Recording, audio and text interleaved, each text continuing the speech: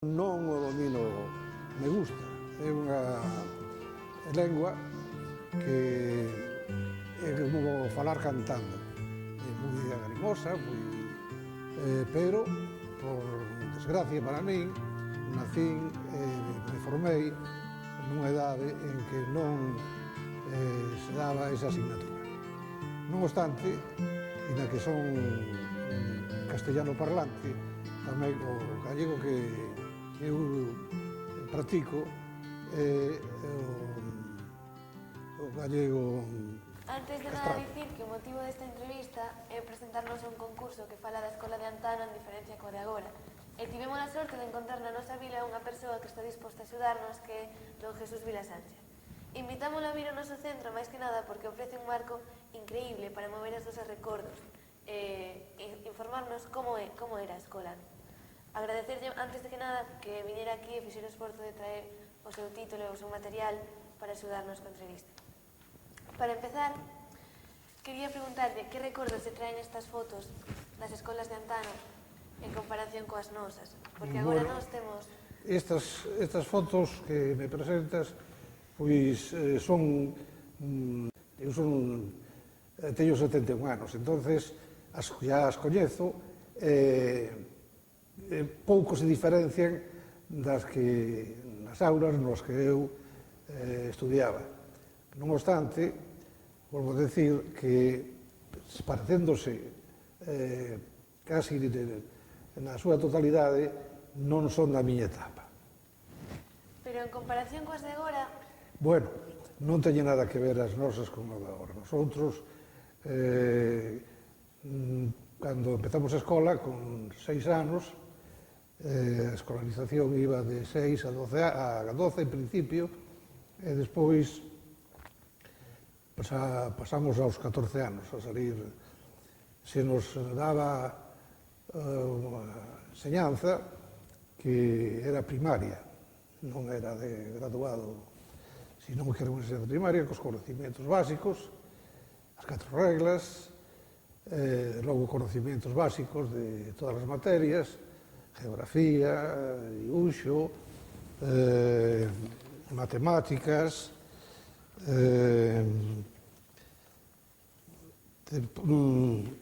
gramática,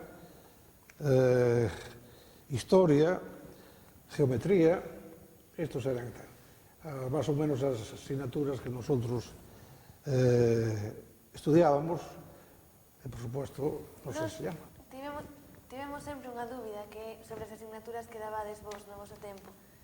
Que dabades obligatorio? Galego? Dabades religión? Dabades gimnasia? No, gimnasia non había polideportivos, nin había pistas de nada, non había. O deporte que practicábamos, mellor dito, o exercicio que facíamos durante o descanso consistía en xogar a pelota. Aquel que tiña unha pelota, naqueles tempos, que rodara e que botara, pois tiña moitos amigos, porque escaseaban como escaseaban os percebes, máis. Entón, nosotros, nesa media hora que tiñamos de recreo, tiñamos varias actividades, pero cada un eran autóctonas, o sea, non eran dirigidas por nadie.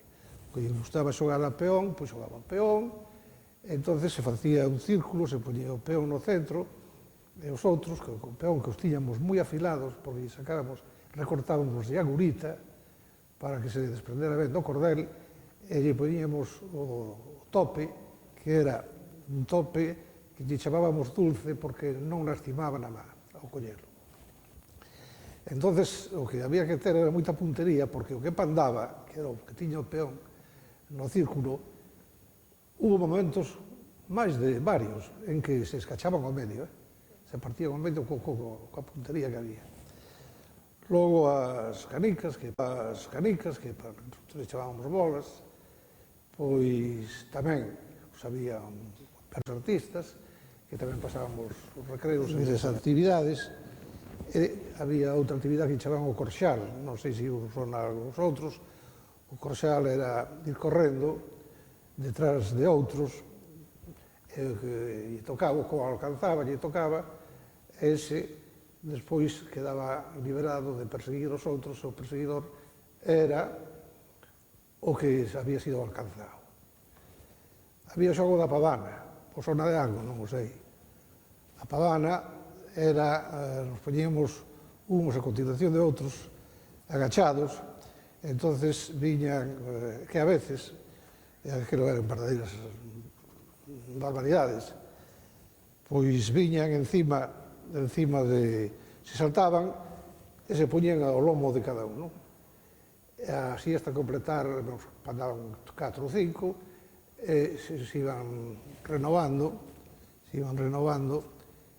e así, e despois había a galopa. A galopa era outra cousa parecida, que tamén era poñerse a espaldas, andaban correndo e poñerse a espaldas de outros que estaban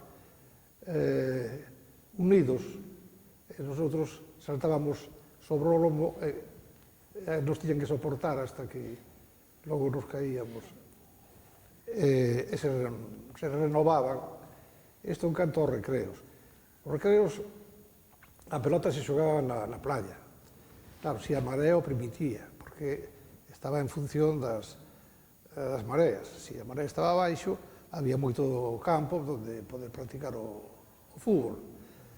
Poñíamos como porterías un montón de xabre, en cada, sustituindo o que hoxe son os barrós, e había, como anécdota, cando se disputaba un partido, pois ocurría que o mellor, como non había, pola parte alta, non había ninguna referencia, entonces decimos, non foi gol porque foi alta para o chaval. O que estaba de porteiro, pois claro, non chegaba, non tiña un punto de referencia. Entonces discutía entre nós, ese non vale porque foi alta para o chaval.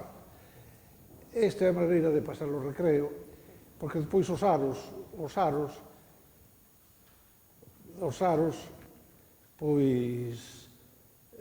era cousa máis ben de nenos e depois fora do horario escolar. E as rapazas, como se entretiñan? As rapazas se entretiñan pois xogando ao chinque. Sabedes o que é o chinque? Non sabedes o que é o chinque. Pois dibuixaban unha serie de a chapa, dibuixaban no suelo pois unhas figuras e tiñan que ir saltando sin que poideran pisar o cuadro onde estaba a chapa, non? E así, e despois tamén xogaban o brilé, xogaban tamén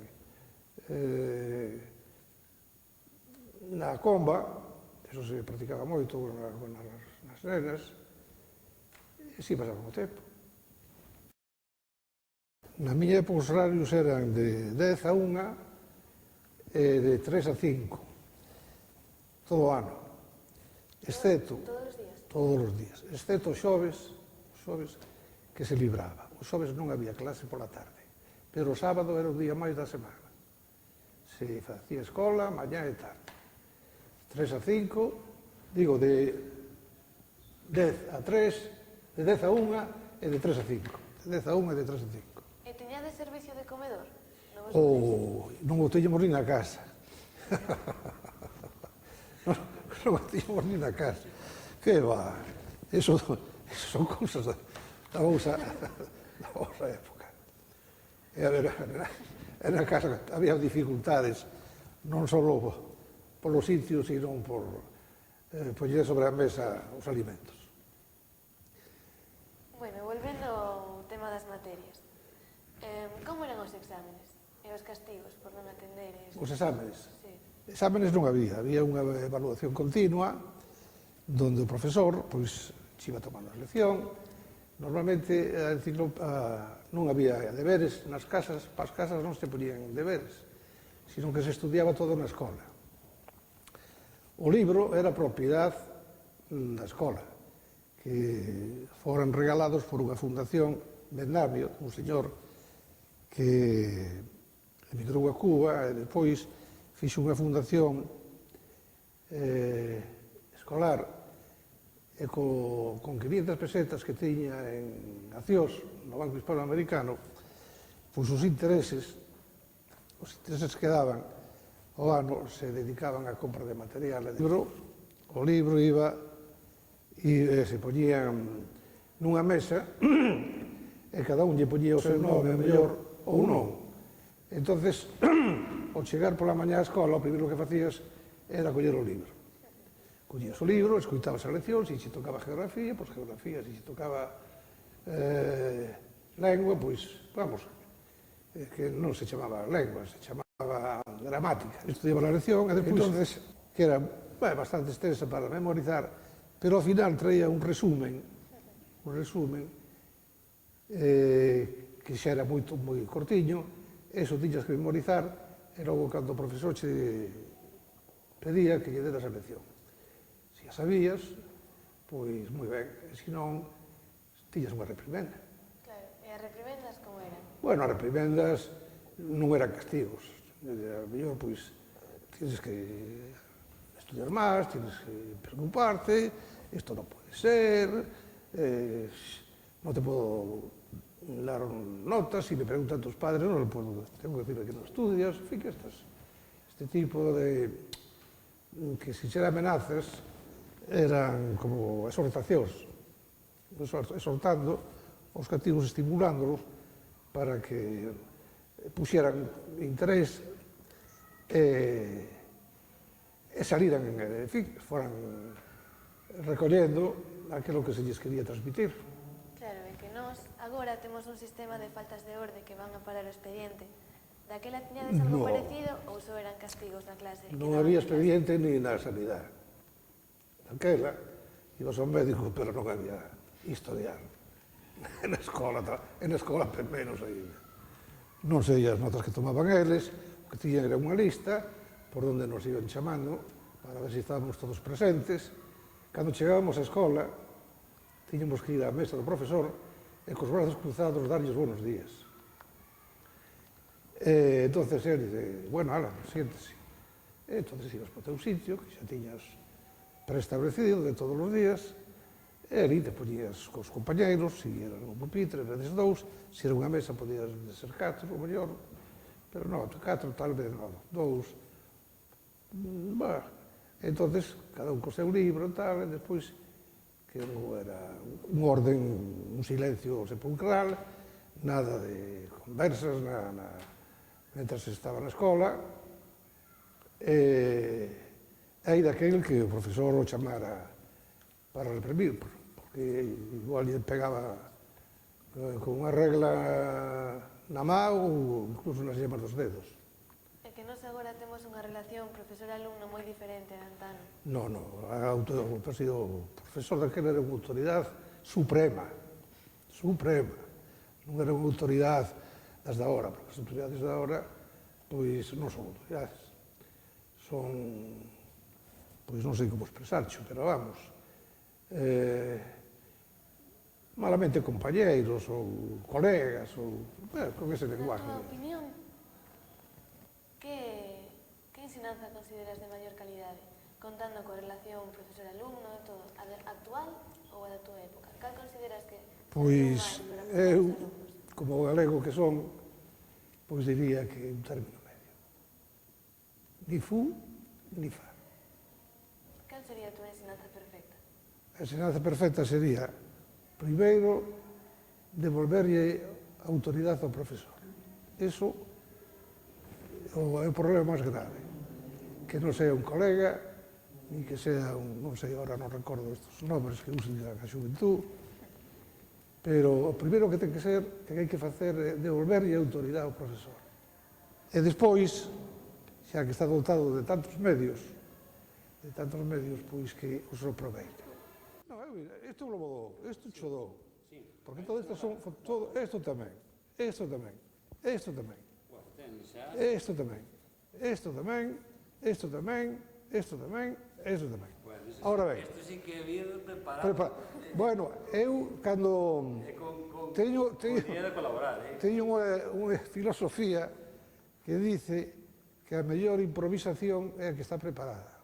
Piedras mojadas, Santiago de Compostela, que la vida en este asfalto se congela. El asa se encarga de vender la miña sorte. Campos verdes, marisco, Costa da Morte, La Coruña bajo nubes, la ciudad de las luces. Creces 3 veces en este océano de peces, de colores, gaviotas, playas, torres, Hércules. Necesitas colegas que te den licores. Mejor es que te mejores a realidade. Non é casualidade, ven Galicia calidade. Riazor, a ola que rompe na cidade. Van de sabios labios que saben a Dios mío. Ríos de ritmos, nos ímonos de bares. Las calles de los vinos, aldeas de entollos verdes lares. Que dingo rumorosos na Costa Verde encente. Es evidente que Galicia mueve gente.